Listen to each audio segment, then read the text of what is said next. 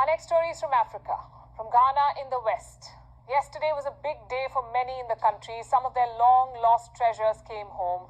32 artifacts are back in Ghana, gold relics that once belonged to royalty. They're considered crown jewels. Most were looted about 150 years ago by British colonizers. 2 museums in the UK have had them for years. No surprise that one of them was a British museum. So for 150 years, the people of Ghana could not see their own heritage. Their crown jewels were held in London.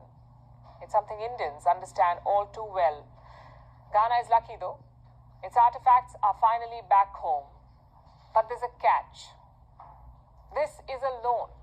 The museums are not permanently returning the treasures. They've only sent them to Ghana for 3 years. Here's a report. We are displaying this for you to see that the items that were stolen, looted in 1874, not all of them has returned, but that what we have here still embodies the soul of Ashanti.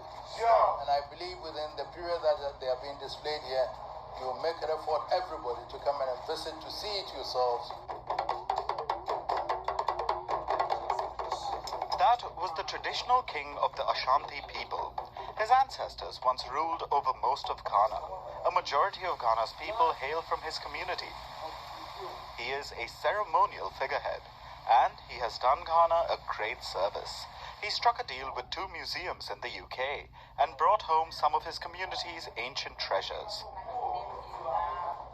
What you're seeing are the Ashanti crown jewels. It includes the sword of the state, gold badges, royal rings and neck pieces. These items once belonged to the Ashanti king's family and retainers. Now they are back in Ghana. These treasures, once looted by British forces in 1874, have rightfully found their way back to the Mansion Palace Museum through a collaborative effort between our institutions. They're at a museum in the king's hometown, at the Manyia Palace Museum in the city of Kumasi. It is open to the people of Ghana.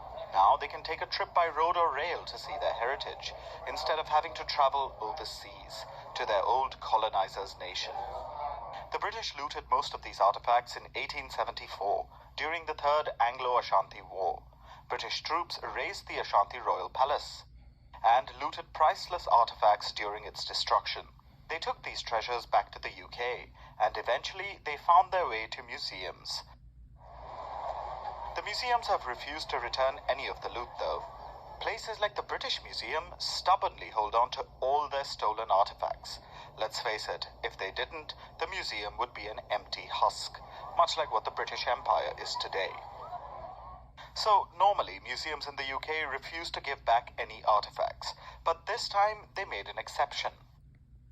We at the British Museum are wholly committed to continuing this relationship, building on this loan in a manner based on friendship, trust, mutual respect, and a willingness to discuss. They agreed to loan the golden treasures to the Ashanti monarch, not to Ghana, just to the monarch. The king of the Ashanti people celebrates 25 years on the throne this year. The artifact loan is part of that celebration. The artifacts will be in Ghana for 3 years, but after that, Britain might want them back. The people of Ghana should go and see these treasures while they can. Who knows if the British will ever do the right thing again? But if this is a change of heart, a real wish to make amends, then other countries should take note. Benin is missing some bronzes, Greece is missing some marbles, and India, well, we would like our Kohinoor back. That is another crown jewel that should make its way back home.